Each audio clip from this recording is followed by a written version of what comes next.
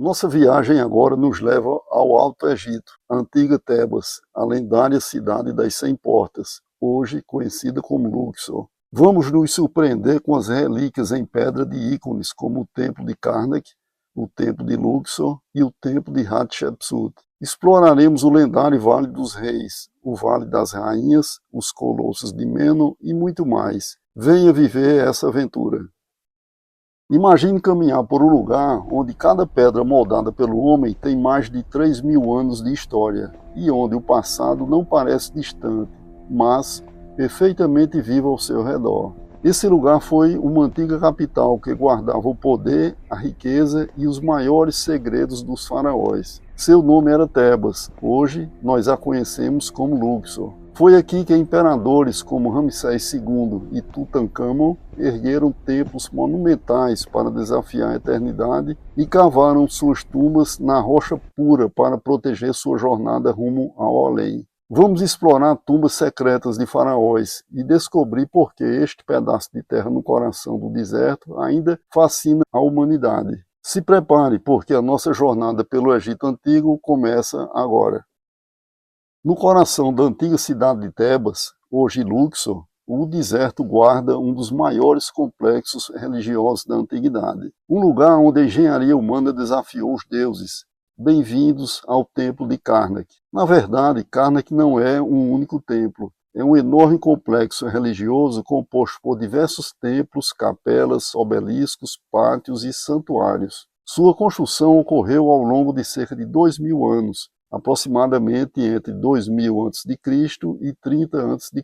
O complexo tem cerca de 101 hectares, o equivalente a mais de 140 campos de futebol, e é reconhecido como um dos maiores sítios religiosos da antiguidade. Durante séculos foi o centro religioso mais importante do Egito. Mais de 30 faraós deixaram suas marcas. Cada faraó importante queria ampliar ou decorar Karnak para eternizar seu nome. Por isso, o local funciona como um verdadeiro livro de pedra da história egípcia. A impressionante sala hipostila é uma das maiores maravilhas da arquitetura antiga. Possui 134 colunas gigantes e as do eixo central chegam a pouco mais de 20 metros de altura. Algumas têm mais de 3 metros de diâmetro. Antigamente, todas eram pintadas com cores vibrantes. Ainda hoje é possível observar vestígios das pinturas originais. Caminhar por este corredor é sentir o peso da história e a pequenez do homem diante da eternidade. Cada gravação na rocha conta uma vitória.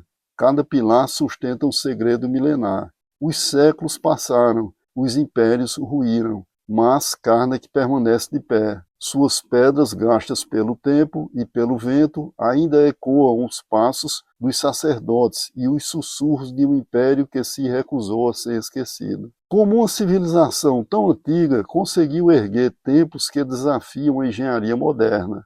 Aqui ainda está de pé um dos maiores obeliscos do Egito Antigo, o obelisco da rainha Hatshepsut, com aproximadamente 29,5 metros de altura e mais de 320 toneladas. Uma curiosidade sobre a sua denominação: Karnak não é um nome egípcio, deriva do árabe al-Karnak, que significa algo como aldeia fortificada. Na época dos faraós, o complexo era chamado de Ipet-Sut, geralmente traduzido como o mais sagrado dos lugares. Durante séculos, acreditava-se que o deus Amon realmente habitava em Karnak. Karnak não é apenas um monumento ao passado, é o testemunho eterno da busca humana pela imortalidade.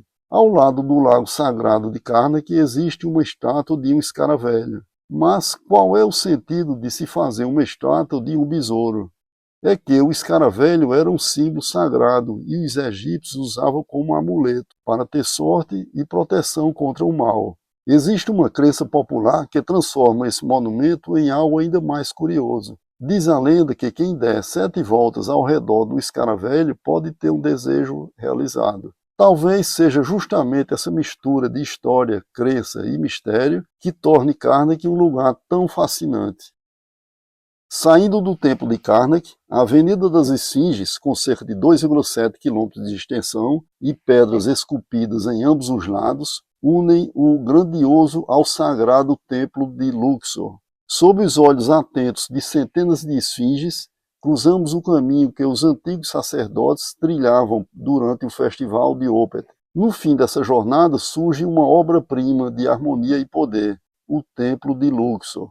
Se Karnak impressiona pelo gigantismo e complexidade, o Templo de Luxor se destaca pela elegância, pela conexão mística e por uma atmosfera única. Diferente de outros santuários dedicados aos deuses, Luxor guardava um propósito profundamente humano e divino, a legitimação do próprio faraó. Era nesse ambiente sagrado que se realizavam cerimônias associadas à realeza e à renovação do poder do faraó. Um único obelisco permanece na entrada, guardando o portal do templo, enquanto seu pai idêntico hoje repousa distante. O obelisco, de quase 23 metros de altura e pesando 230 toneladas, de mais de 3.300 anos, saiu das margens do Nilo para se tornar um dos símbolos do centro de Paris. A iluminação noturna transforma completamente o ambiente, transformando num dos templos mais bonitos. O calor do deserto dá lugar a um brilho dourado que dança entre as colunas de Amenófis III. Mas há algo ainda mais fascinante escondido em suas paredes: a sobrevivência. Luxor nunca morreu. Ele foi templo egípcio, capela romana, igreja cristã e, até hoje, abriga uma mesquita viva em seu interior. Suas pedras não são apenas ruínas, são camadas sobre camadas da fé humana. Os hieróglifos e imagens exaustivamente gravadas em pedra em alto relevo nos monumentos foram as maneiras que os antigos egípcios encontraram para deixar registrados os vários aspectos sobre a sua cultura. São as enciclopédias em pedra. Às margens do rio Nilo, o templo de Luxor permanece como um elo indestrutível. Um monumento onde o homem tocou o divino, onde o passado abraça o presente e onde a própria eternidade parece ter encontrado uma morada. Ao contrário das pirâmides e do Vale dos Reis, o Templo de Luxor não teve função funerária. Foi um espaço dedicado à vida, às cerimônias religiosas e à ligação entre o faraó e os deuses. Na margem ocidental do Nilo, onde o sol se põe e o reino dos mortos começa, a rocha bruta do deserto ganha contornos de uma modernidade inacreditável. À primeira vista parece uma miragem, mas o que se eleva diante dos penhascos de Deir el-Bahari é o monumento definitivo à audácia, o templo mortuário de Hatshepsut. Mais do que um prodígio da arquitetura antiga, este templo é o reflexo de uma mente brilhante. Em um mundo governado por homens, Hatshepsut quebrou as regras do tempo. Ela assumiu plenamente a condição de faraó, adotando inclusive os símbolos e títulos tradicionalmente associados aos reis do Egito. Para legitimar seu trono, ergueu esse santuário, de 3 terraços sobrepostos, conectados por rampas imensas. Um projeto tão simétrico e avançado que antecedeu o classicismo grego em mais de 1000 anos. Mas o poder cobra seu preço. Após sua morte, tentaram apagá-la da história. Seus cartuchos foram raspados, suas estátuas destruídas e seu nome omitido das listas reais por sucessores que queriam esquecer o reinado da mulher faraó. Para os antigos egípcios, o nome tinha um significado profundo. Preservar o nome de uma pessoa era, de certa maneira, preservar sua existência. Apagar um nome era uma forma de tentar apagar sua memória da eternidade. No entanto, o deserto e o tempo guardaram seu segredo. O plano falhou. Hoje, enquanto as identidades de seus detratores se perderam nos livros didáticos, a obra-prima de Hatshepsut continua de pé, esculpido na própria carne da montanha sagrada. O templo não é apenas um tributo aos deuses egípcios. É o testamento eterno de uma governante que desafiou as estruturas de sua época. Hatshepsut eternizou seu nome na pedra, garantindo que o mundo jamais se esquecesse a rainha que governou como rei. Ele não se parece com nenhum outro templo do Egito. Esse monumento simboliza a história de superação da própria rainha faraó, uma das mulheres mais poderosas da antiguidade. Sob o sol escaldante do deserto ocidental, esconde-se um vale onde o tempo parece ter parado. Longe dos olhos dos saqueadores, protegidos por uma pirâmide esculpida pela própria natureza, os maiores soberanos do novo Império Egípcio escolheram esse desfiladeiro seco para o seu descanso eterno. Bem-vindos ao Vale dos Reis. Apesar dessa denominação, o Vale dos Reis não foi construído apenas para reis. Além de reis, pessoas da família real e outras de alto status também foram enterradas lá. Atualmente são conhecidas mais de 60 tumbas. A escolha do local não foi por acaso. O vale fica na margem oeste do rio Nilo, que é associado ao pôr do sol e à morte. Com o Vale dos Reis, o conceito funerário mudou. Os túmulos deixaram de ser visíveis, como eram os casos das pirâmides, e passaram a ser escavados dentro das montanhas. A ação dos saqueadores foi o que contribuiu para essa mudança. Cruzar a entrada de uma dessas tumbas é romper a fronteira entre o mundo dos vivos e o reino de Osíris. É também se deparar com a maldição do faraó. Essa é a crença de que qualquer pessoa que viole a múmia de um faraó do Antigo Egito cairá em uma maldição, pela qual morrerá em breve. Uma das versões modernas da chamada maldição do faraó dizia que a morte atacaria com seu tridente aqueles que perturbassem o repouso do faraó.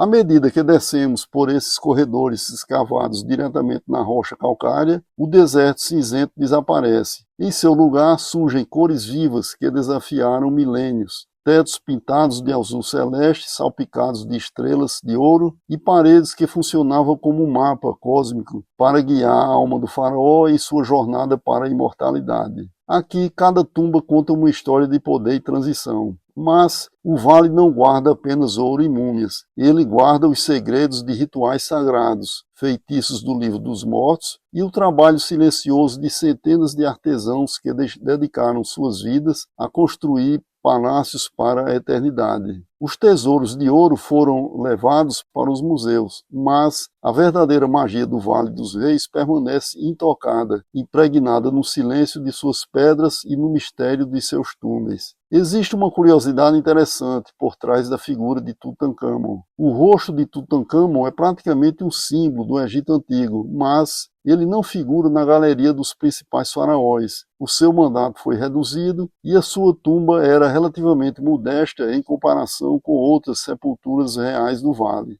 Então, o que explica toda a sua fama? Talvez seja decorrente de como foi encontrada a sua tumba. Ela é considerada a única tumba real do Vale dos Reis encontrada relativamente intacta.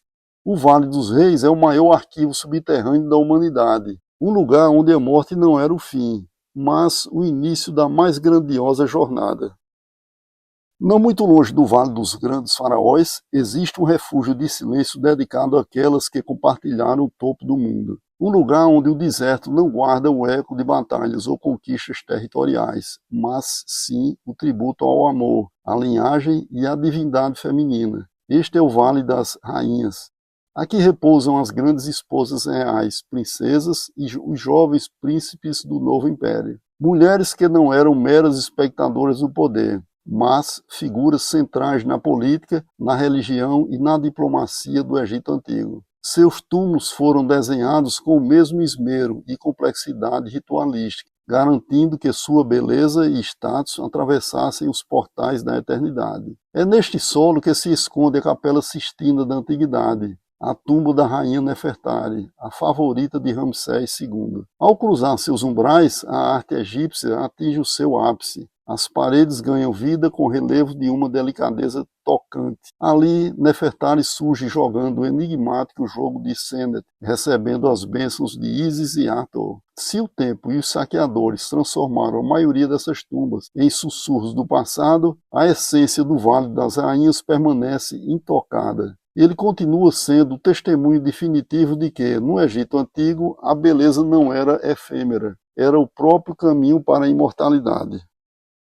Os colossos de Menon são duas grandes estátuas de pedra do faraó Amenhotep III. As estátuas, com 18 metros de altura, estão situadas diante das ruínas do seu templo funerário, erguidas em 1350 a.C.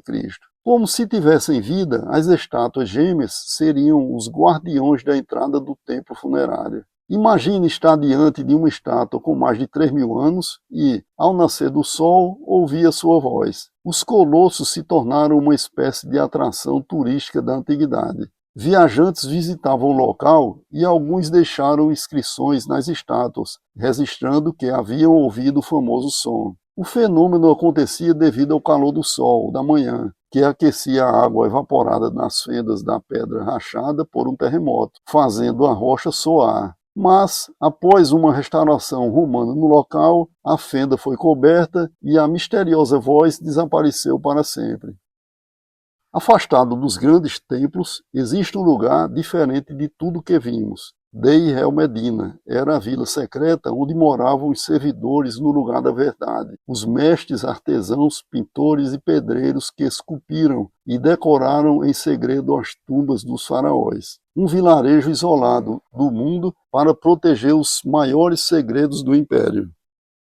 Toda essa vasta região na margem ocidental do Nilo compõe a lendária necrópole de Tebas, um gigantesco reino dos mortos, onde, por mais de 1000 anos, reis, rainhas e nobres ergueram seus monumentos finais na esperança de alcançar a vida eterna. Todos os anos, cerca de 4 milhões de turistas chegam à cidade de Luxor para conhecer monumentos que atravessaram mais de 3.000 anos de história. O turismo representa a principal atividade econômica de Luxor e movimenta hotéis, restaurantes, transporte, comércio e milhares de empregos ligados direta ou indiretamente ao setor. Uma parte considerável dos monumentos do Egito Antigo concentra-se na região de Luxor. Além dos monumentos que tivemos oportunidade de observar, Luxor também é conhecida por oferecer uma das experiências mais inesquecíveis do Egito, os voos de balão ao nascer do sol. Centenas de turistas diariamente contemplam do alto o rio Nilo, os templos e o deserto iluminados pelos primeiros raios de sol, criando um cenário considerado um dos mais belos do mundo para essa atividade. Finalizando, poucos lugares do planeta conseguem reunir tanta história em um único destino quanto Luxor. Considerada como o maior museu ao céu aberto do mundo, visitar Luxor é muito mais do que conhecer ruínas antigas. É caminhar por cenários onde viveram alguns dos mais poderosos faraós da história. Admirar obras monumentais erguidas sem a tecnologia moderna. E compreender por que a civilização egípcia continua despertando fascínio milhares de anos depois. Em Luxor, cada templo, cada coluna e cada inscrição em pedra contam uma história. Uma história que continua encantando milhões de pessoas e transformando essa cidade em um dos maiores tesouros da humanidade. Porque em Luxor, o passado não está apenas preservado, ele continua vivo. Por aqui encerramos, até a nossa próxima experiência de viagem. Por aqui encerramos, até a nossa próxima